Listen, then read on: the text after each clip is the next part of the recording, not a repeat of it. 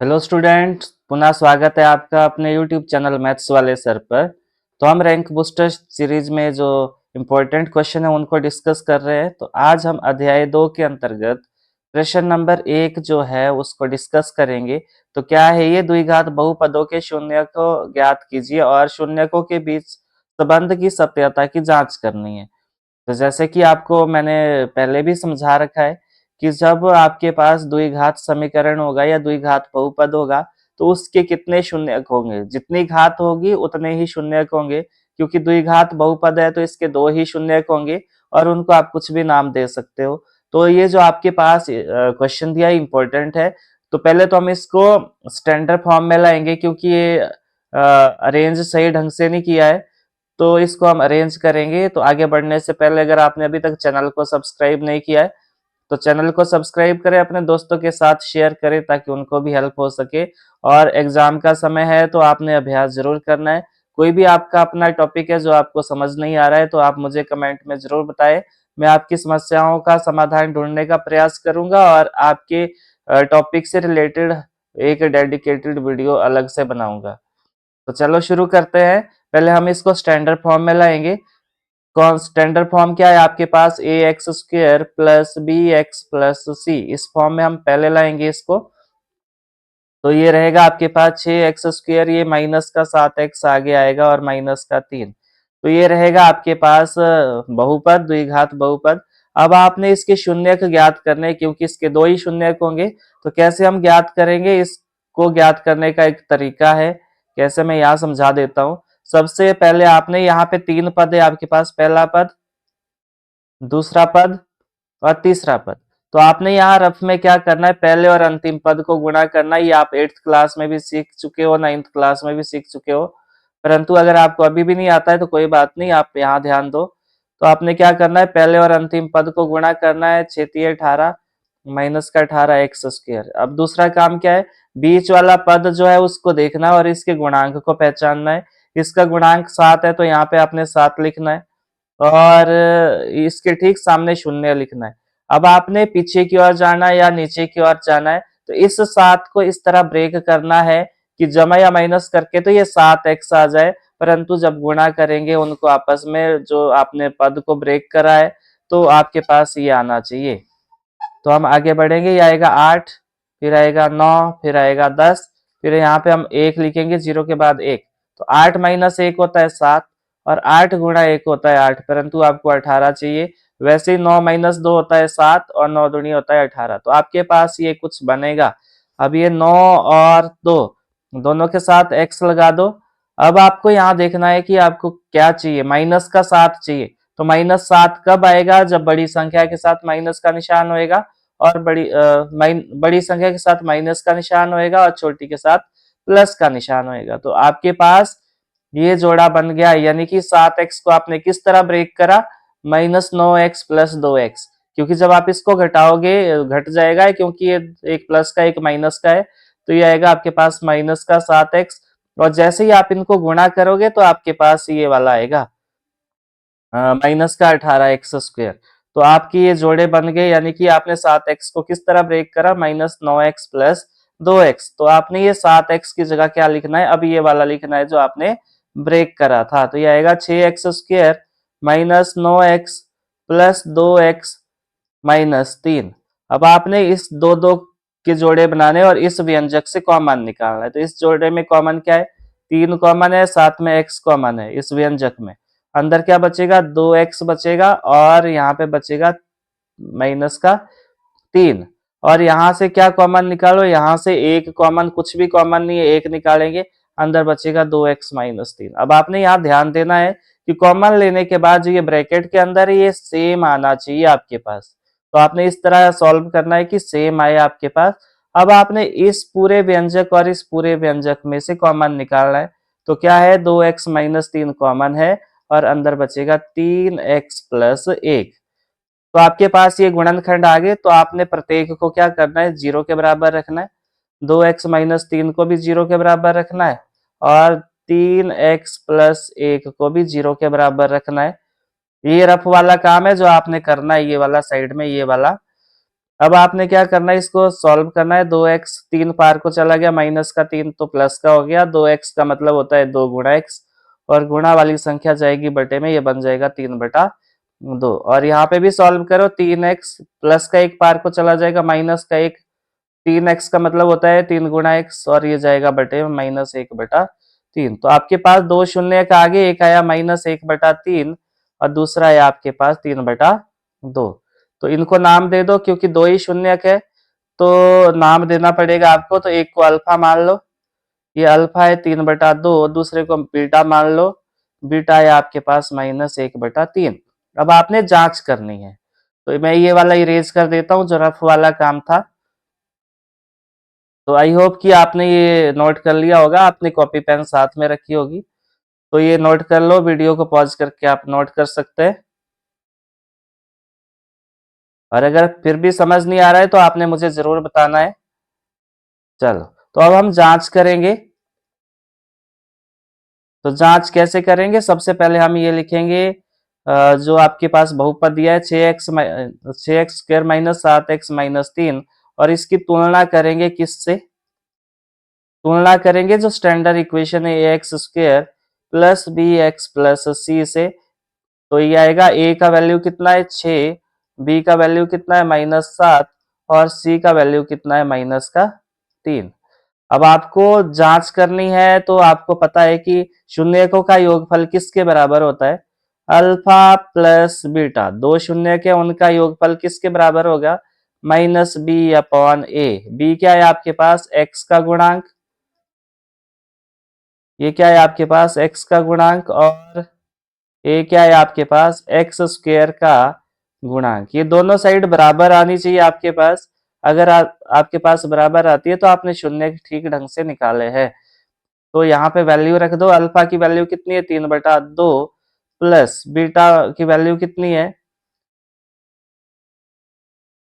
Beta की value कितनी है आपके पास, ये है -1/3, बराबर है माइनस बी का वैल्यू कितना है, बी का वैल्यू -7 है, और ए का वैल्यू कितना है 6 है। अब इसको सॉल्व करना है आपने, ये वाली अलग से और ये वाली अलग से। तो सबसे पहले हम जहाँ पे दो निशान है उसको एक बनाएंगे, और प्लस माइनस होता है -1/3, और यहाँ पे भी माइनस माइनस प्लस हो गया 7/6। तो यहाँ पे एलसीएम ले लो इस साइड को, लेफ्ट हैंड साइड में। तो 6 आया इसका एलसीएम, जब इसको सॉल्व करोगे ये आएगा 9-2। तो ये कितना है आपके पास, ये भी 7/6 है, और ये 9-2 ये भी आया आपके पास 7/6। तो आप इसको अलग अलग सॉल्व कर सकते हो, लेफ्ट हैंड साइड को अलग से और राइट हैंड साइड को अलग से। तो आपके पास लेफ्ट हैंड साइड किसके बराबर आ गई, राइट हैंड साइड के। इसी तरह ये तो आपके पास प्लस था। अब आपके पास शून्यकों का गुणनफल, यहाँ पे आपको क्वेश्चन में बोला है कि शून्य ज्ञात करने और शून्यकों के बीच के संबंध की सत्यता की जांच करनी है आपने। तो दो संबंध है, या तो प्लस होगा या गुणा होगा। तो हम अब गुणा करके देखते हैं, अल्फा इंटू बीटा किसके बराबर होता है, c/a। c क्या है आपके पास, अचर पद, c क्या है आपके पास, अचर पद, और a क्या है आपके पास, x² का गुणांक। ये क्या है आपके पास, x² का गुणांक है। तो आपने इसको लर्न कर लेना, अल्फा इंटू बीटा, अब गुणनफल है शून्यकों का, तो 3/2 गुणा -1/3 बराबर है, सी का वैल्यू कितना है, तो आपने यहां से देखना है, सी का वैल्यू -3 है, और ए का वैल्यू कितना है 6 है। तो इसको गुणा कर दो, जब गुणा होता है तो डायरेक्ट गुणा होगा, -3 और 3×2=6, ये आया -3/6। तो आपके पास यहाँ भी लेफ्ट हैंड साइड किसके बराबर हुई, राइट हैंड साइड के। तो सत्यापित हुआ, तो यहाँ पे आपने क्या लिखना है, सत्यापित हुआ, यानी कि आपने इनके बीच जो संबंध था उनको सत्यापित कर दिया, यानी कि ये सही है। तो यहाँ पे भी लिख सकते हो आप, सत्यापित हुआ। तो इस तरह के क्वेश्चन एग्जाम में पूछे जाते हैं, और आपने इन पे अभ्यास जरूर करना है, क्योंकि जितना अभ्यास करोगे उतना आपके लिए ठीक रहेगा। अब नेक्स्ट क्वेश्चन पे मूव करेंगे हम, एक और करवा देता हूं मैं आपको।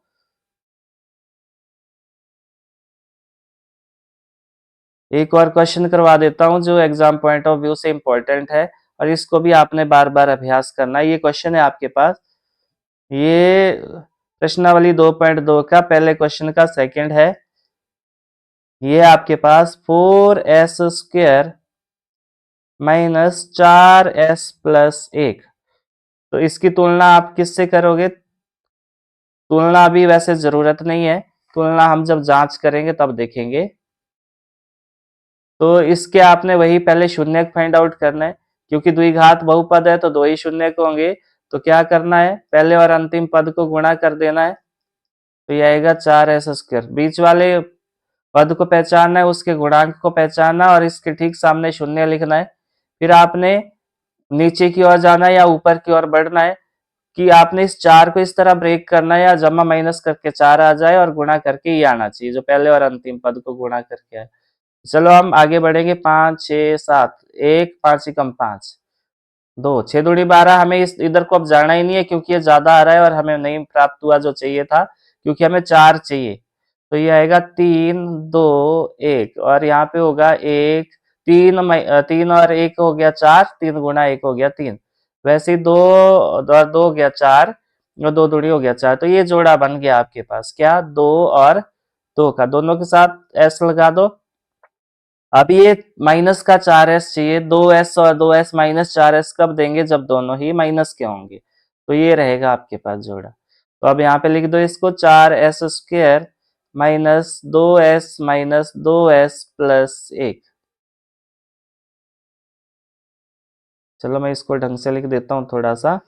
2s-2s+1। अब इस और इस जोड़े में से आपने कॉमन निकालना है, तो यहाँ से 2s कॉमन है, अंदर बचेगा 2 और s और यहाँ पे बचेगा 1 और यहाँ पे -1 कॉमन ले लो।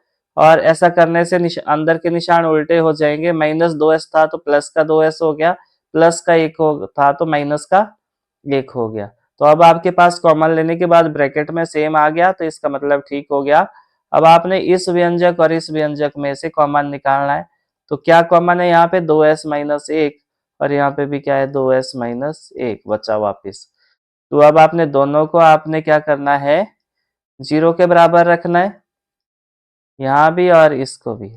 जब इसको सॉल्व करोगे तो ये आएगा 2s बराबर 1, s की वैल्यू आई 1/2। यहाँ पे भी ऐसे ही करोगे तो s की वैल्यू कितनी आई 1/2, यानी कि 2 शून्य के आपके पास, तो अल्फा मान लो इसको और इस वाले को बीटा मान लो, तो दोनों सेम है। अब हम इनके बीच जो संबंध है उनकी सत्यता की जांच करेंगे। तो सबसे पहले मैं ये रफ वाला काम इरेज कर देता हूँ और आपने अपनी कॉपी पे नोट कर लेना है अच्छे से।